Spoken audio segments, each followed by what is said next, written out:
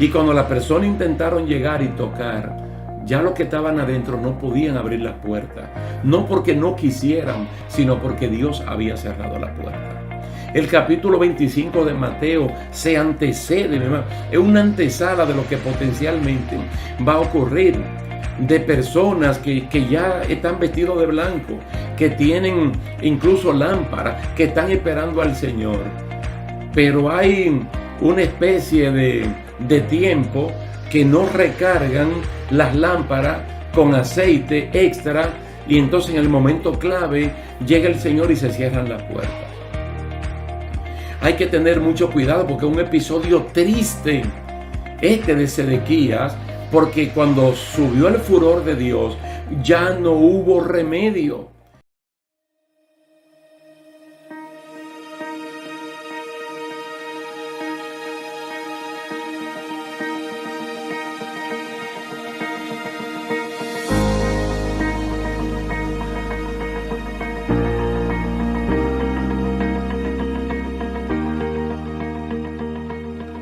Dios le bendiga, queridos hermanos. Es un placer para mí estar de nuevo con ustedes en la continuación de esta serie de estudios bíblicos entrenados para vencer. En el día de hoy vamos a hablar de la salvación para los que le esperan. Escuche bien el título de hoy: Salvación para los que le esperan.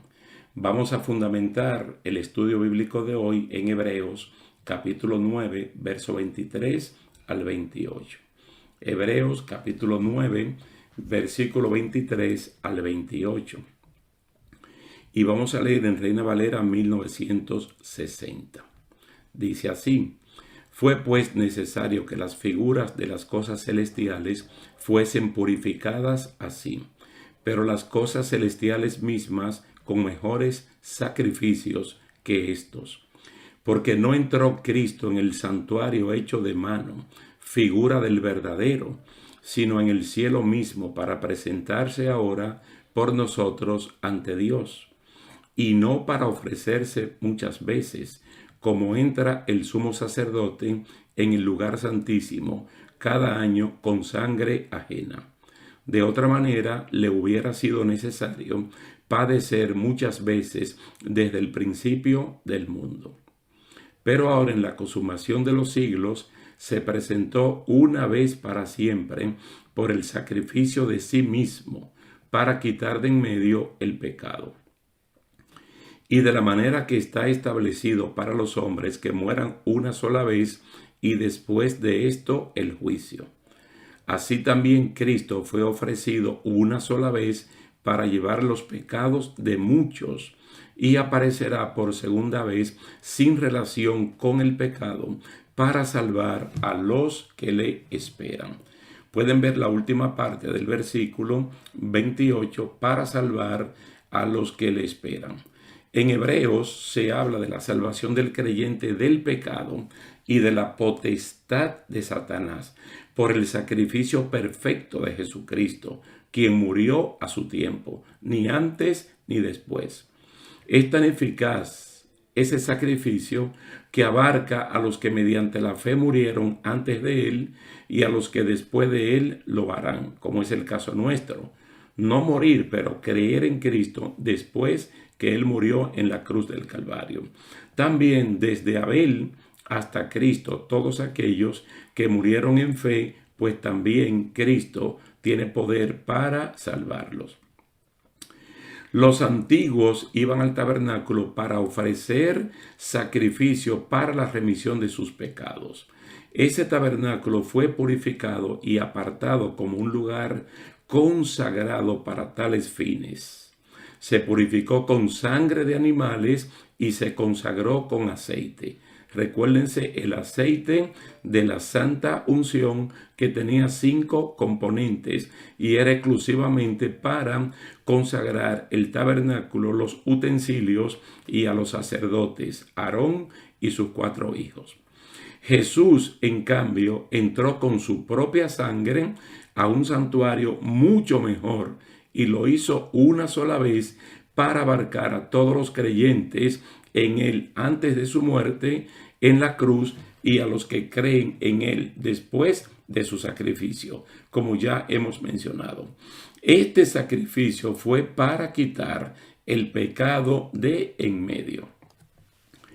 En Cristo todos podemos ser salvos, todos, todo el mundo, porque de tal manera amó Dios al mundo, para que todos aquel que creen en su unigénito Hijo que fue entregado se puedan salvar.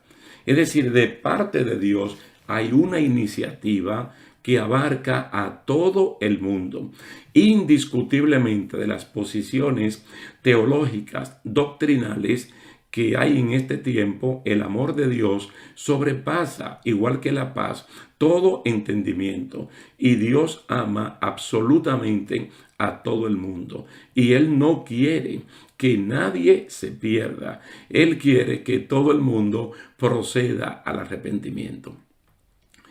Pero como ya hemos leído aquí en Hebreos capítulo 9, encontramos que se habla también de otra salvación como rescate de los creyentes antes del inminente día de la ira de Dios.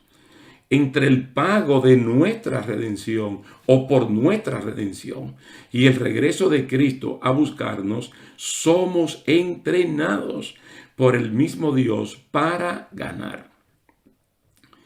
Mire, 8 veces, nosotros leemos en Apocalipsis capítulo 2, capítulo 3 y capítulo 21 que las recompensas son para los que vencen. Usted puede leer en Apocalipsis capítulo 2 el versículo 7, el versículo 11, el versículo 17 y el versículo 26. En el capítulo 3 puede leer el versículo 5, el versículo 12 y en el versículo 21 también. Apocalipsis 3, 5, 12 y 21. Pero también en el capítulo 21 puede leer el verso 7. ¿Qué va a encontrar allí? Que los que vencen son los que van a heredar todas las cosas. En el capítulo pasado o en el antepasado, no preciso bien ahora, nosotros mencionamos a Juan 5:24, donde dice: de cierto os digo, el que oye mi palabra y cree al que me envió, tiene vida eterna, y no vendrá a condenación, mas ha pasado de muerte a vida. Los creyentes en Jesucristo ya están viviendo y disfrutando de la vida eterna, pero lo estamos haciendo de este lado. Pero es necesario que Jesucristo venga por los suyos para salvarnos de la ira venidera. En más de una ocasión nosotros hemos mencionado la carta a los Efesios, especialmente el capítulo 1 y el capítulo 4, donde nos manda a nosotros los creyentes a tener mucho cuidado en cómo cultivamos nuestra relación con el Espíritu Santo. Porque el garante de lo que Cristo hizo es el Espíritu Santo. En otras palabras, la sangre de Cristo como dinero nos compró, nos redimió. Pero también en otro sentido, la sangre de Cristo nos limpió de todo pecado. Entonces llega el Espíritu Santo como garante de que lo que hizo la sangre de Cristo se mantenga, porque Él es el que nos santifica. Él nos santifica. Entonces quiere decir que nosotros no solamente somos santificados, sino que con el Espíritu Santo tenemos la garantía de que Cristo viene a buscar lo que es de Él. Se habla de la redención de la posesión adquirida.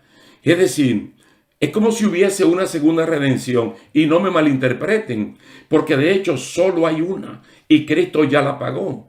Solo que cuando Él se fue, Él nos llevó con Él. Él nos dejó aquí. Entonces nosotros somos de Él, pero Él tiene que venir a buscar a quienes, a los que le esperan. Y esto no es un asunto solamente de Efesios, el capítulo 1 y capítulo 4.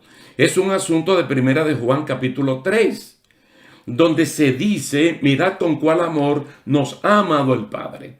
Pero también nos dice que los que esperan la venida de Cristo se purifican y se santifican como Él es puro. Es decir, nosotros no estamos con los brazos cruzados esperando que Cristo venga a buscarnos. A sabiendas de que ya hemos pasado de muerte a vida, nosotros debemos estar en una actitud de espera. Pero en esa espera nos vamos santificando. Miren, Dios en Génesis capítulo 3 constituyó que todo hombre muera. Y como siguiente paso, el juicio de Dios. Lógicamente, entre la muerte de una persona y el juicio de Dios del gran trono blanco pasan cientos y cientos y hasta miles de años. Pero como ya nosotros hemos visto en Juan 5:24, en Romanos 5:1 y Romanos 8:1, que ya nosotros los creyentes hemos sido juzgados y en nosotros no hay condenación. Por eso es que podemos vivir esta vida tranquilamente, porque no hay condenación. Pero en lo que sabemos que no hay condenación, porque Cristo pagó un precio por nosotros, dice que nosotros debemos estar esperando a Cristo. También lo dice Colosenses capítulo 3. Cristo está sentado allá arriba. Nosotros vamos para allá. Y en la medida que vamos para allá, nosotros no solamente dejamos los pecados grandes, que son evidentes, pero también tenemos que quitar de nosotros los pecados que tienen que ver con el carácter, con la personalidad de uno, tratando de que nuestro carácter esté santificado o maduro como está el corazón. Ya nosotros los creyentes hemos sido comprados por la sangre de Jesucristo. Nosotros somos de Él, pero es necesario nuestra santificación. Mire ese texto de Primera de Tesalonicenses, capítulo 4. Es un capítulo glorioso porque la mayor parte es escatológico. Es decir, tiene que ver con cosas de los postreros días más adelante. Es escatológico y profético. Pero el versículo 3 dice que la voluntad de Dios es nuestra santificación, que nos apartemos de fornicación.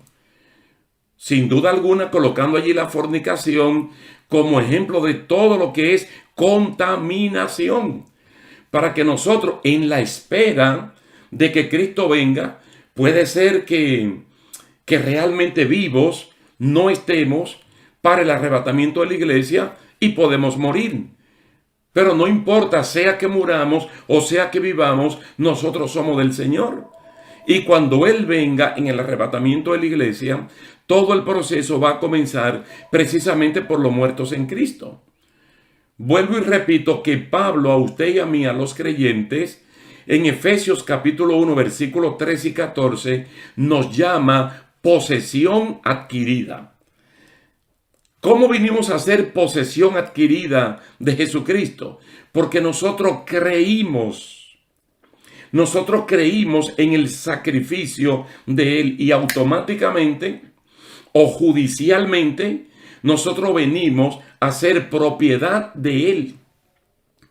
Entonces esos versículos nos relacionan en vida íntima con el Espíritu Santo, el cual no deberíamos afligir ni hacer sentir triste.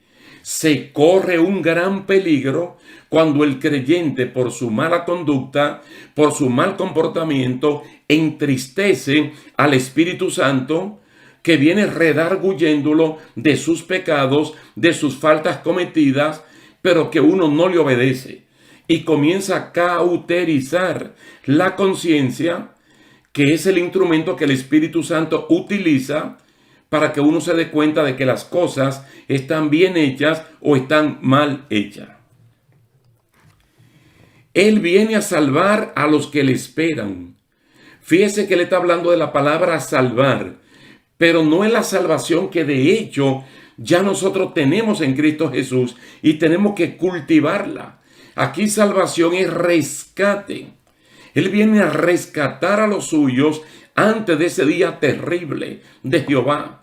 Porque cuando la iglesia sea levantada, entonces va a venir el periodo conocido como el gobierno del anticristo, y en su segunda mitad de gobierno, entonces va a estar lo que se llama la gran tribulación.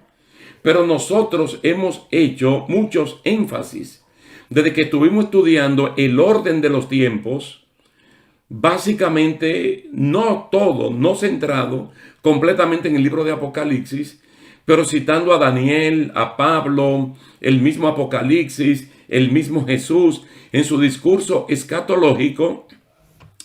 Nosotros hemos hablado de que esa gran tribulación, ese periodo tremendo, nosotros podemos ser excluidos siempre y cuando vivimos una vida en espera de Jesús, pero esa espera no es de brazos cruzados. Es una espera que nosotros nos vamos santificando. Yo le dije anteriormente lo que dice Primera de Juan 3:3, y sería bueno que ustedes lo lean.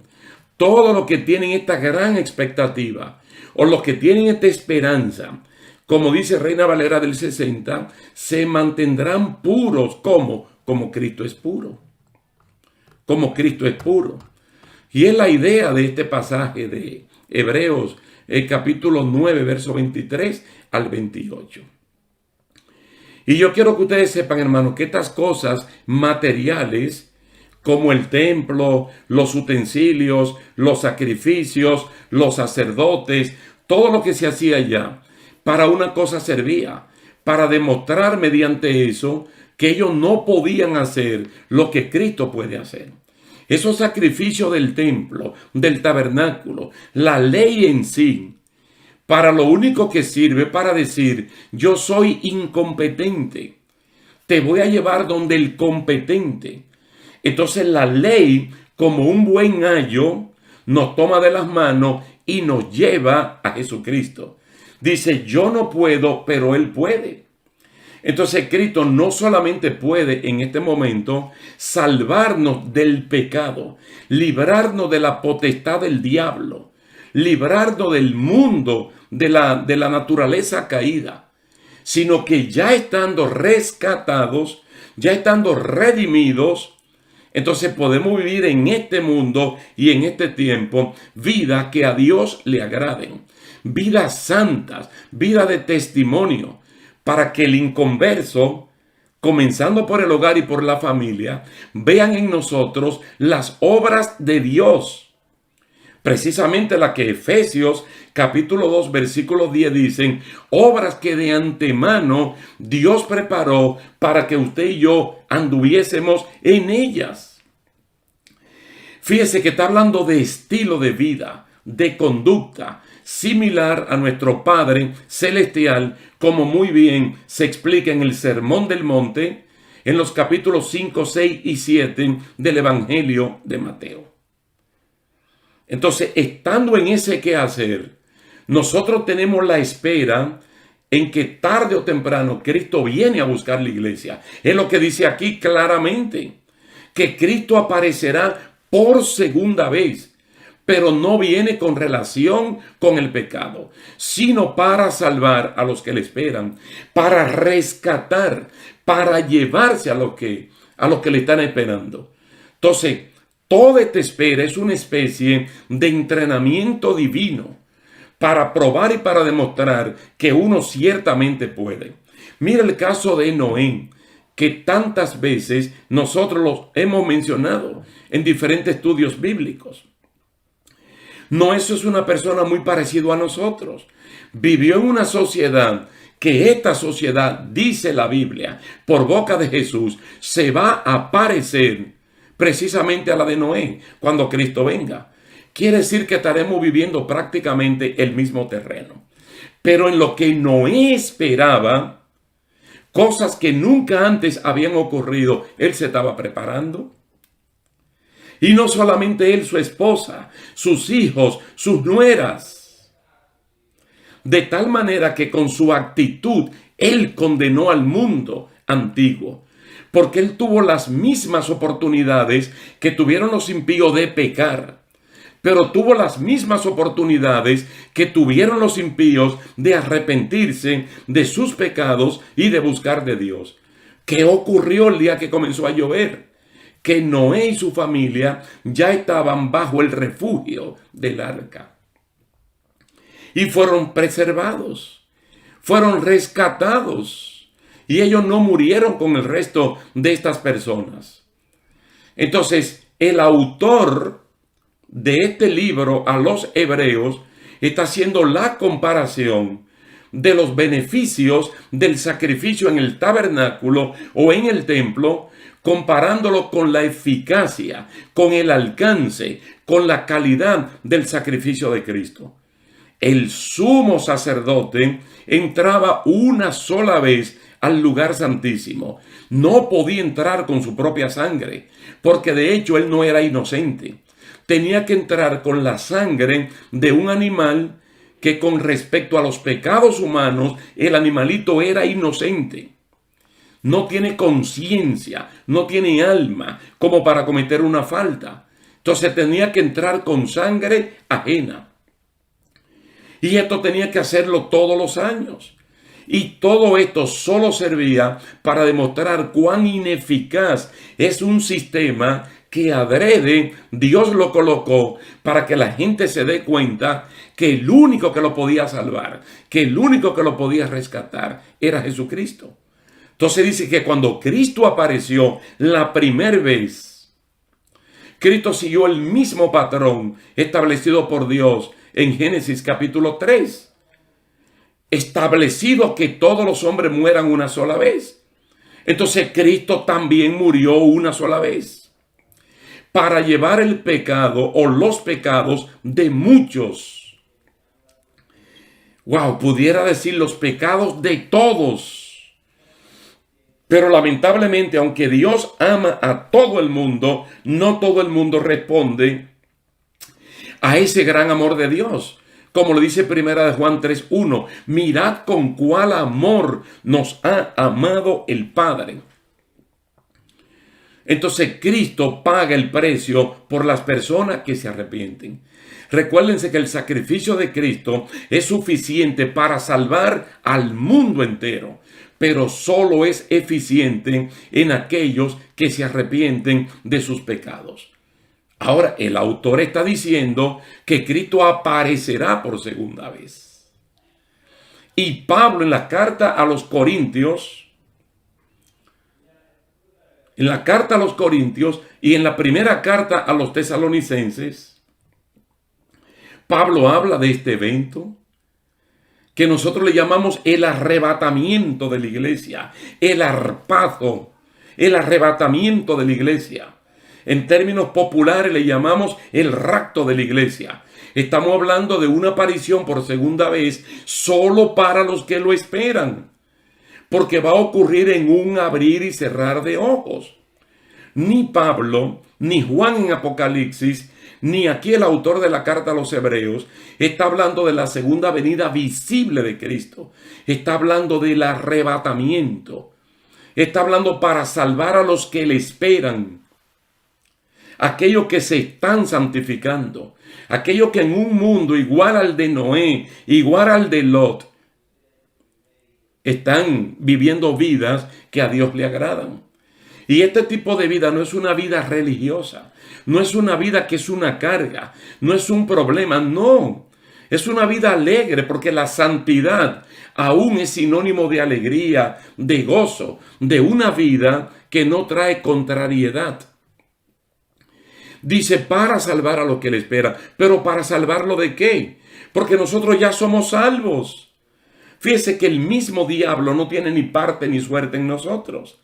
Primera de Juan dice que Dios nos engendró y que lo que somos engendrados por Él, el maligno no nos toca.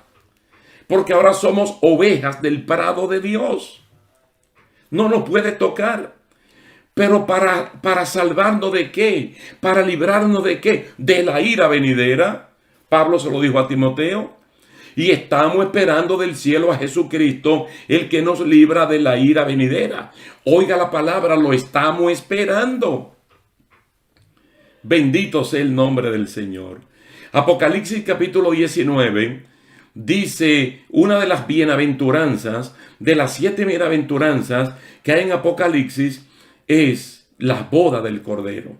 Dice, y a su esposa se le ha concedido que se vista de lino fino, blanco y resplandeciente, Y allí mismo te dice que el lino fino, blanco y resplandeciente representa las obras justas de los santos. ¿Quiénes son los santos? Usted y yo, los que hemos sido apartados del pecado, apartados del mundo, aunque vivimos en este mundo, y que entramos en el proceso de la entera santificación, de la entera consagración. Alabado sea el nombre del Señor. Miren, hermanos, personas como el apóstol Pablo, que tuvo un encuentro personal como usted y yo lo tuvimos con Jesucristo. Él llegó a decir que él cuidaba su salvación con temor y temblor. Y yo creo, al igual que él, que nuestra salvación no tiene por qué perderse. Pero nosotros deberíamos cuidarla como si se pudiera perder. Deberíamos ponerle mucho más empeño, porque en cualquier momento, Cristo va a irrumpir una vez más en la historia de la humanidad. Pero en esta ocasión, con exclusividad para buscar a los que le están esperando. Siempre agregue 1 Juan 3:3, que los que esperan a Jesús, en lo que Él viene, se santifican, se purifican como Él es santo. No olviden las últimas palabras de Apocalipsis capítulo 22, donde se da un consejo de parte de Jesús, muy claro. Hay muchos impíos que van a seguir actuando impíamente, a pesar de que tienen oportunidad de enmendar su vida. Pero los que están en la santidad, dice, santifíquense todavía.